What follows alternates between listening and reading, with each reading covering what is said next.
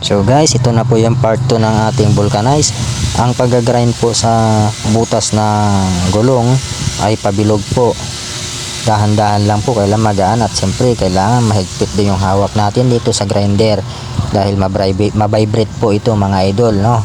Pabilog po yung ating pag-grind, tapos pupunasan po natin ito ng gas para malinis at matanggal yung mga ribaba para kumapit po yung ilalagay nating gums.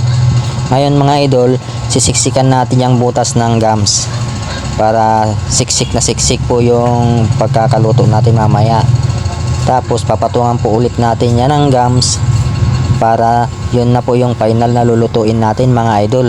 Ayan nga guys, lutuin na natin yung gulong, yung nilagay nating gums para maayos na natin at baka biglang dumating si boss. Lagay na natin yung plancha. Tapos higpitan na natin po yan mga idol. Ayan nga guys, salang na natin. Tapos patakan na natin ng kunting tubig. Ayan, para maluto na natin. Ayan na, tapos na mga idol, tanggalin na natin yung pinakasaksak. Dalawang gulong nga pala ito mga idol. Ayan guys, tanggalin na natin, luto na.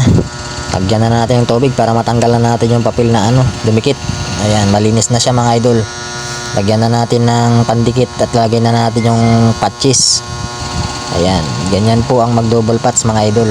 Ikabit na rin natin dun sa mags yung gulong mga idol. Ayan, punasan lang ng langis pati yung mags para madaling may kabit yung gulong sa mags.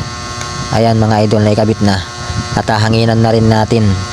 Pagkatapos yung mga idol, lublog ulit natin sa tubig para malaman natin kung perfect yung ating gawa. Ayan mga idol, bula ng bula. Kung nagustuhan ninyo ang video natin ngayong araw, paki-like at share ng video at huwag kalimutan mag-follow at mag-comment sa ibaba ng video natin. Maraming salamat!